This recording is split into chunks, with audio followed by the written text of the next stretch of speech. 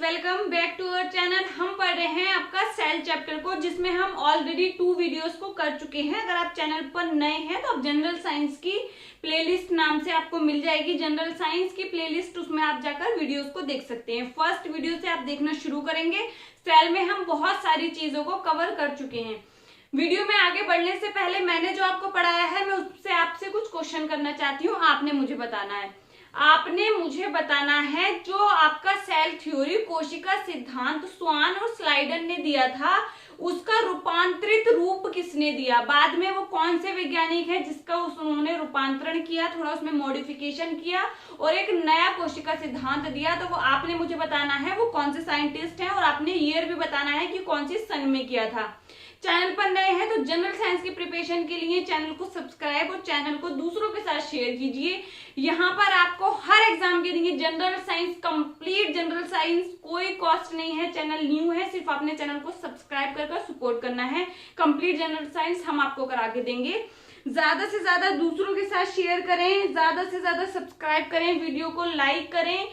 कोई भी आपका क्वेश्चन हो तो आप नीचे कमेंट बॉक्स में पूछें। प्लस आपको कमेंट बॉक्स में एक चैनल का लिंक मिलेगा जहां पर हम आपके 10,000 प्लस क्वेश्चन सीरीज को चला रहे हैं, जो कि सारे क्वेश्चन होके आपके जनरल साइंस से। कोई भी एग्जाम दे दो, यहाँ से अलग आपके क्वेश्चन को आपको नहीं देखने मिलेंगे, क्योंकि 10,000 बहुत बड़ा नंबर होता है और पूरे यूट्यूब पे आप सर्च कर सकते हैं। इतना बड़ा क्वेश्चन का नंबर आपको फ्री में प्रोवाइड किसी ने नहीं कराया होगा। तो आप जान के दूसरे चैनल को सब्सक्राइब करेंगे और दूसरों के साथ उसको शेयर करेंगे, जिसका नाम है माही बायोलॉजी क्लासेस। लिंक आपको नीचे कमेंट बॉक्स में मिल जाएगा। प्लस आपने यहाँ पर जो भी बच्चे एनसीईआरटी क्लास 9th और 10th की पढ़ना चाहते हैं, 1 अक्टूबर से हम वो शुरू करने जा रहे हैं, तो आप चैनल को सब्सक्राइब कीजिए। अब बढ़ते हैं हमारे टॉपिक पर, जो हम पढ़ रहे हैं सेल कोशिका। कोई भी ऐसा एग्जाम नहीं है जहां पर जनरल साइंस पूछी जाए और उससे कोशिका चैप्टर से क्वेश्चन ना आए। कोशिका जो है, कुछ चैप्टर या कुछ टॉपिक ऐसे होते हैं जो एग्जामिनर के फेवरेट होते हैं, हमने वही टॉपिक को सबसे पहले कवर करना है। जैसे कोशिका में अगर हम देखें, बहुत सारी चीजों को पढ़ चुके हैं उस वीडियो को देखकर। अब हम आगे बढ़ते हैं। मैं एक डायग्राम बना रही हूँ, ये आपने मुझे बताना है कि ये कौन सी कोशिका है। ठीक है, ये रफ एक डायग्राम इस तरीके से बनाते हैं। ये रही आपकी कोशिका झिल्ली। क्या रही? कोशिका झिल्ली, जिसको आप बोलते हैं सेल मेम्ब्रेन। किसी भी जीवित जीव की बाहरी जो जीवित आपके कोशिका द्रव्य को घेरी रहती है, ये जीवित होती है और उसको क्या बोलते हैं? कोशिका झिल्ली बोलती है। उसके बाद आता है आपका ये है उससे बाहर एक दूसरी परत, जो कि है आपका कोशिका भित्ति, जिसको आप सेल वॉल बोलते हैं। इंग्लिश में क्या है? कोशिका भित्ति। इसको हम मिलाकर बोल सकते हैं कोशिका आवरण। कोशिका झिल्ली और कोशिका भित्ति को हम कोशिका आवरण बोल सकते हैं, क्योंकि इसके अंदर जो भी पदार्थ है, ये क्या है? झिल्ली ने इसको घेरा है, बाहर से उसको किसने? कोशिका भित्ति ने घेरा है, सेल वॉल ने घेरा है। ठीक है, अब यहाँ पर आप समझिए, ये रहे आपके कोशिका आवरण। मैंने आपको बताया था आप कोशिका को 3 पार्ट्स में मेनली डिवाइड कर सकते हैं, जिसमें आप कोशिका झिल्ली ले सकते हैं, उसके बाद आप देख सकते हैं कोशिका द्रव्य, फिर आता है आपका केंद्रक।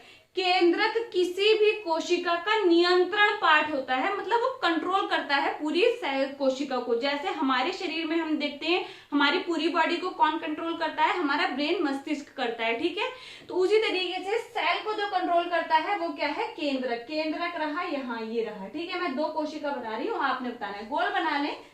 ठीक है, इसको ये रहा आपका केंद्रक। ये क्या है? आपका केंद्रक रहा।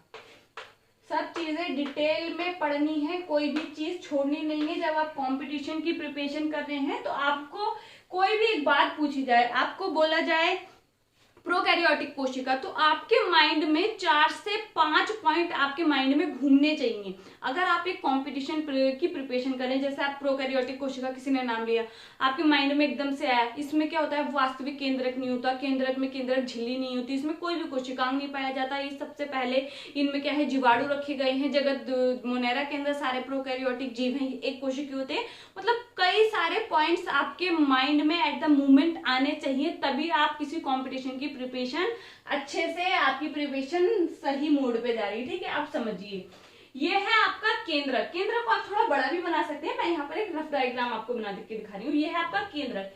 केंद्रक से लेकर आपकी कोशिका झिल्ली के बीच ये कुछ पार्ट है, ये कुछ खाली जगह है। ये आपको सब खाली जगह दिख रही है, ये सब क्या है, कुछ खाली जगह है। क्या है, कुछ खाली जगह है। तो यहाँ पर क्या है, इसको आप बोलते हैं, यहाँ पे तरल लिक्विड भरा होता है, इस तरल को आप क्या बोलते हैं, इसको आप बोलते हैं साइटोप्लाज्म, कोशिका द्रव्य। कोशिका द्रव्य क्या है, ये तरल जो है, जो कहां पर प्रेजेंट है, आप देखेंगे कोशिका झिल्ली और केंद्र के बीच में जो है ये सारा खाली स्थान, ये क्या है, कोशिका द्रव्य है। यहीं पर आपके सारे कोशिकांग प्रेजेंट होते हैं, सेल ऑर्गेनेल प्रेजेंट होते हैं। जैसे आप बोलते हैं माइटोकॉन्ड्रिया है, क्लोरोप्लास्ट है, राइबोसोम है, राइबोसोम ईआर पे भी होते हैं, एंडोप्लाज्मिक रेटिकुलम है, आपका गोल्जी बॉडी है, लाइसोसोम है। ये सारे जो कोशिकांग है वो कहाँ पर प्रेजेंट होते हैं, ये जो आपको साइटोप्लाज्म दिखाई दे रहा है, कोशिका द्रव्य दिखाई दे रहा है, यहाँ पर प्रेजेंट होते हैं। ठीक है, फिर देखिए ये रहा केंद्रक। अब एक चीज और समझेंगे, ये कौन सी कोशिका है, आप मुझे बताएंगे ये जंतु कोशिका है या ये पादप कोशिका है। तो सभी के माइंड में एक बात आ गई होगी कि ये कौन सी कोशिका है, ये पादप कोशिका है। क्यों है पादप कोशिका, क्योंकि यहाँ पर आपको कोशिका भित्ति दिखाई पड़ रही है।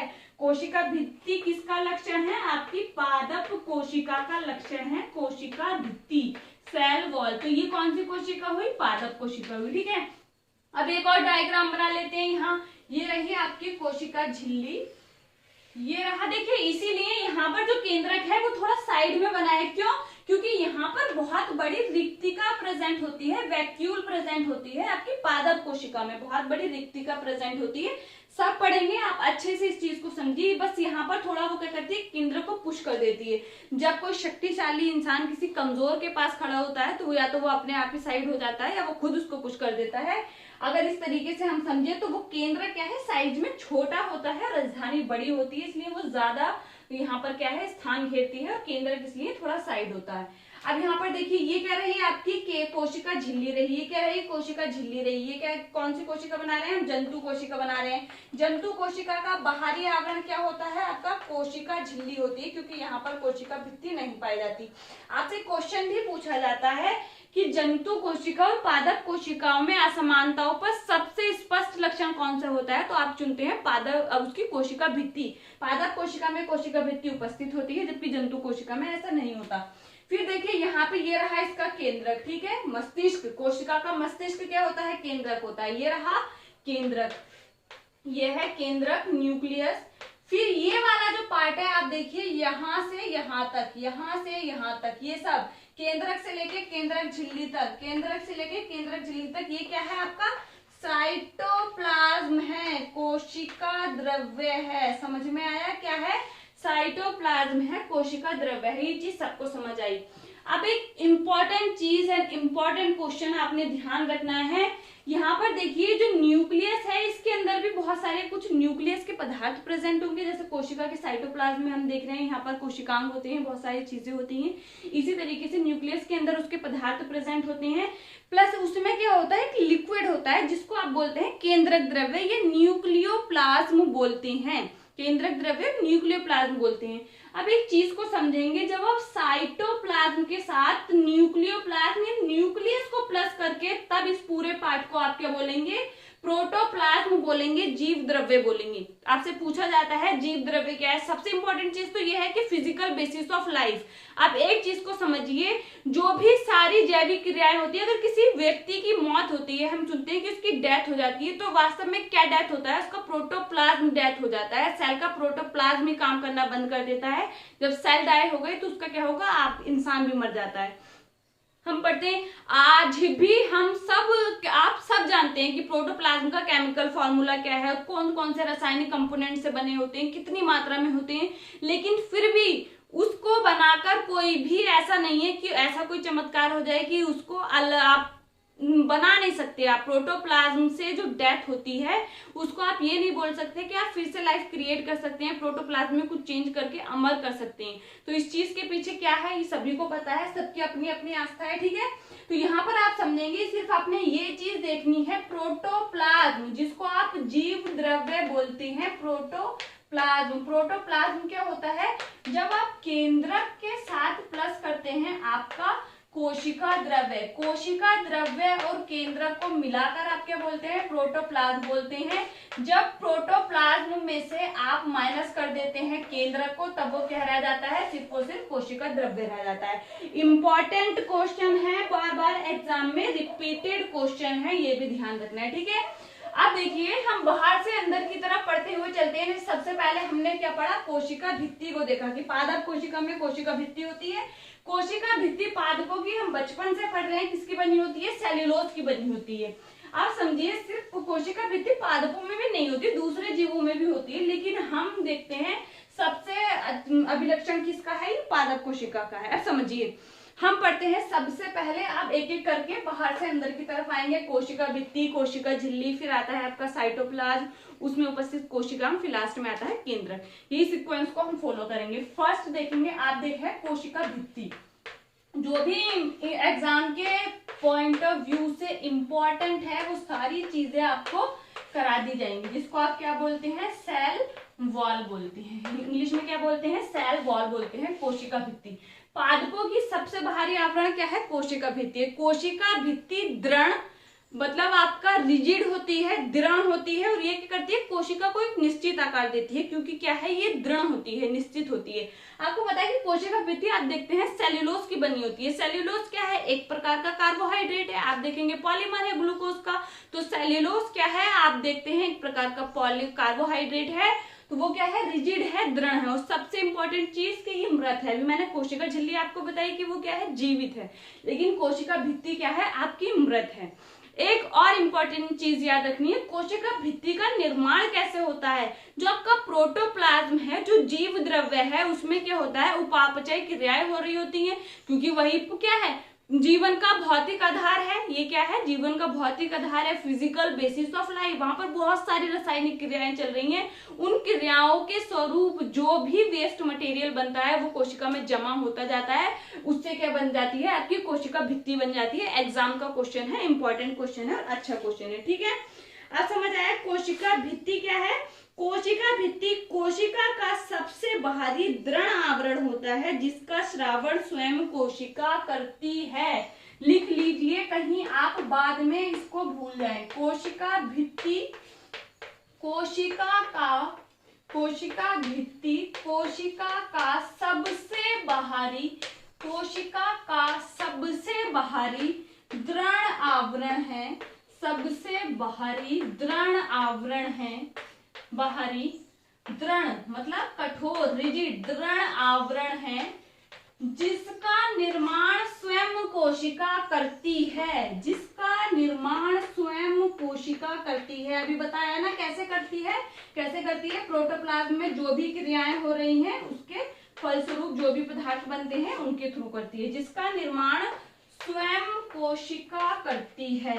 इंपॉर्टेंट चीज है, ध्यान रखना है कोशिका भित्ति के बारे में।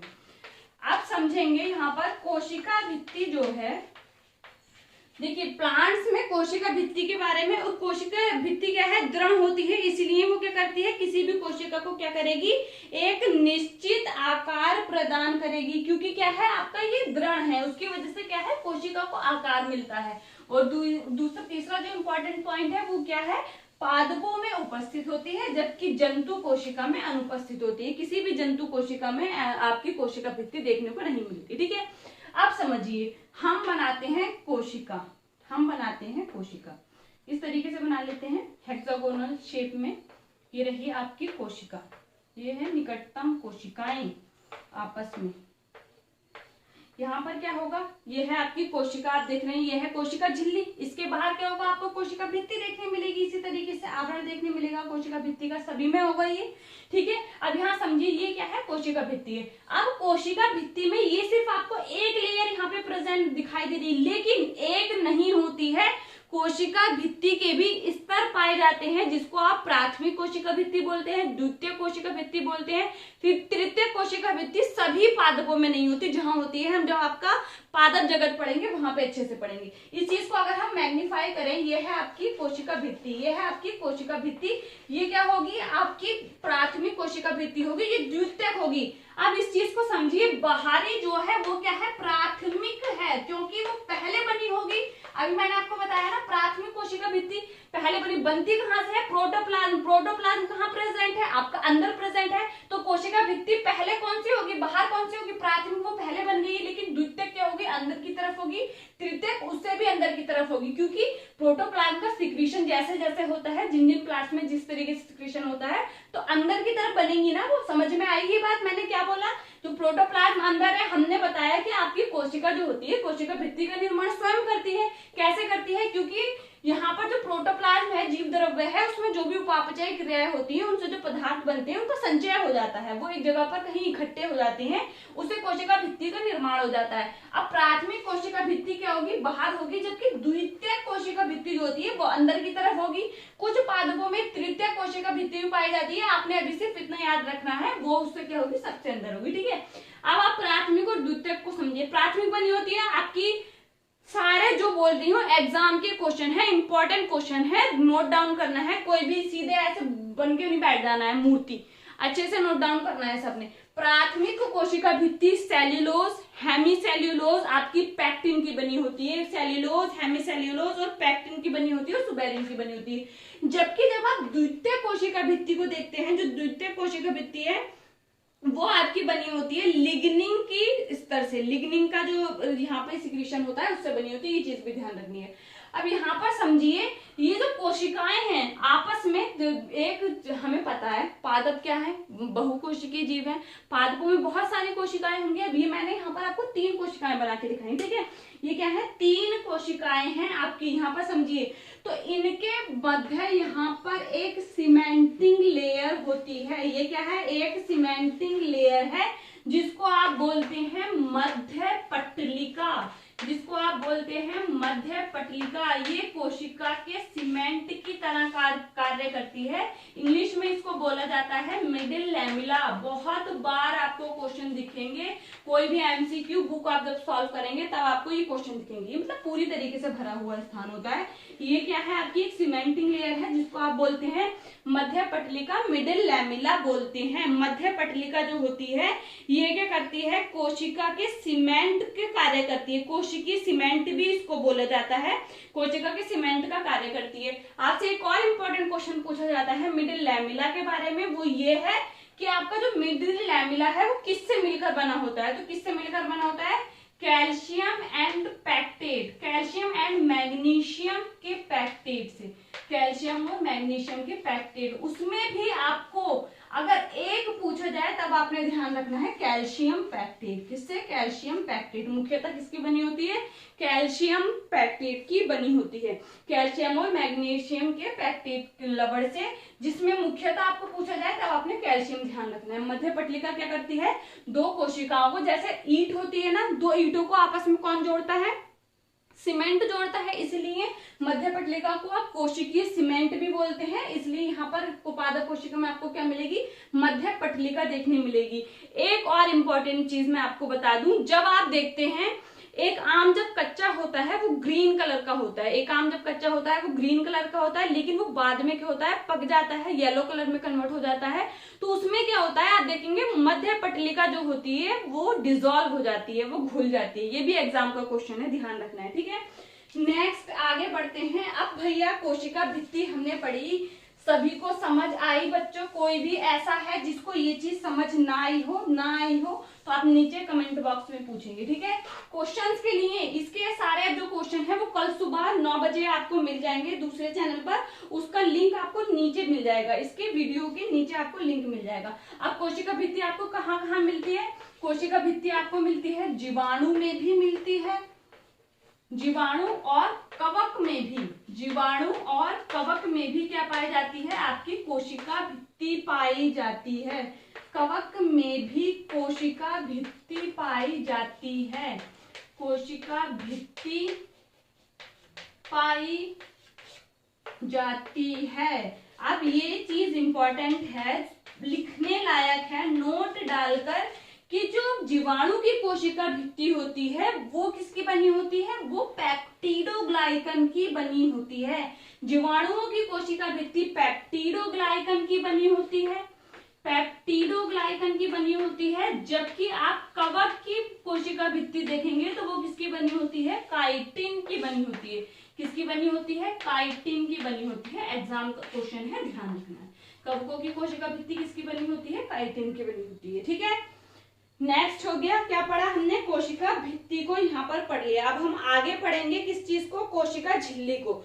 कोशिका झिल्ली जो होती है वो आपके कोशिका भित्ति के पाई जाती है। और एक चीज ध्यान रखनी है, कोशिका झिल्ली जो होती है सेल मेम्ब्रेन, हमने कोशिका भित्ति को तो देखा कहाँ कहाँ पाई जाती है, पादप कोशिका में पाई जा रही है, प्लस आपका कहाँ पाई जा रही है, आपका कवक कोशिका में पाई जा रही है और जीवाणु में। लेकिन कोई भी ऐसा जीव नहीं होता जिसमें कोशिका झिल्ली सेल मेम्ब्रेन नहीं पाई जाती है, जिसमें क्या है, दूसरा पार्ट क्या है आपका, कोशिका झिल्ली। कोशिका झिल्ली, कोई भी ऐसा जीव नहीं होता है जिसमें क्या है, आपको कोशिका झिल्ली देखने नहीं मिलती है, जिसको आप क्या बोलते हैं, सेल मेम्ब्रेन, प्लाज्मा मेम्ब्रेन भी बोला जाता है। ठीक है, तो सेल मेम्ब्रेन, प्लाज्मा मेम्ब्रेन एक ही बात है। तो ये क्या है आपकी कोशिका झिल्ली। एक तो सबसे पहली चीज इंपॉर्टेंट, जीवित होती है। दूसरी, कोई भी ऐसा जीव इसका अपवाद नहीं है जहां पर आपको कोशिका झिल्ली देखने नहीं मिलती।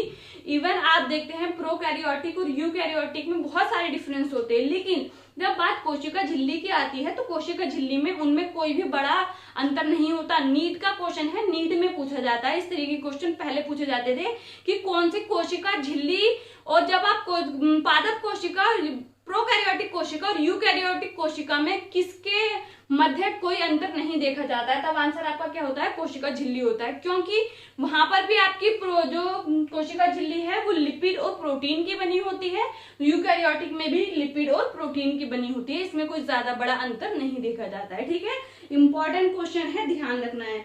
तो क्या लिखना है आपने, सभी कोशिकाओं में कोशिकीय झिल्ली सभी कोशिकाओं में पाई जाती है, और ये क्या होती है, लचीली होती है। ये क्या है, लचीली होती है। कोशिका झिल्ली क्या है, लचीली होती है। ठीक है, ध्यान रखना है, फ्लेक्सिबल होती है, लचीली होती है। अब एक मॉडल के बारे में पढ़ते हैं। इसके बारे में हमें आज ही पता है कि जो कोशिका झिल्ली होती है वो किसकी बनी होती है, लिपिड की बनी होती है, प्लस किसकी बनी होती है, आपके प्रोटीन की बनी होती है। लेकिन ये चीज पहले क्लियर नहीं थी। पहले क्या था, बहुत सारे दिए गए मॉडल, ये पता चला सबको कि लिपिड की बनी होती है, प्रोटीन की, लेकिन ये पता नहीं चल रहा था कि उनका अरेंजमेंट क्या होता है, उनका क्या है, अरेंजमेंट क्या होता है। तो ध्यान रखना है, देखिए कोशिका झिल्ली का एक मॉडल दिया गया जिसको आप बोलते हैं तरल मोज़ेक मॉडल। क्या, तरल मोज़ेक मॉडल, जिसको इंग्लिश में बोलेंगे आप fluid mosaic model, fluid mosaic model. इसमें क्या बताया गया, आपका जो कोशिका झिल्ली होती है वो आपकी द्विस्तर लिपिड की बनी होती है, और एक किसका, प्रोटीन उसमें बीच में धसे होते हैं या फिर किनारों पर होते हैं। जैसे कि आप एक मान लीजिए ये लिपिड का मॉलिक्यूल है, यह है लिपिड का मॉलिक्यूल, ये रहा इसका हेड और ये रही इसकी टेल। तो इनका जो अरेंजमेंट होता है वो आप देखेंगे कुछ इस तरह से होता है। जो टेल वाला पार्ट है वो अंदर की तरफ होता है और हेड के होते हैं बाहर की तरफ होते हैं। तो इस तरीके से आप देख सकते हैं इनका क्या है, अरेंजमेंट आपको देखने मिलेगा आपके वसा का, लिपिड का। ठीक है, ये अरेंजमेंट आपको देखने मिलता है। ये क्या होगा, द्विस्तर हो गई, दो परत हो गई, क्योंकि लिपिड क्या है, द्विस्तर में दो परतों में पाया जा रहा है। जबकि आप प्रोटीन देखेंगे तो कुछ प्रोटीन क्या होते हैं, कुछ प्रोटीन आपके ऐसे परिधि पर पाए जाते हैं, आपको परिधि पर मिलेंगे, आपको सरफेस पर मिलेंगे।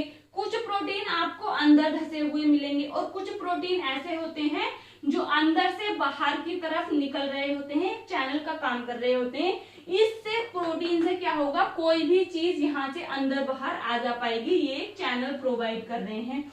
ये क्या है, आपके इंटीग्रल प्रोटीन है, और ये क्या है, आपके पेरिफेरल, जिसको आप परिधीय प्रोटीन बोलेंगे।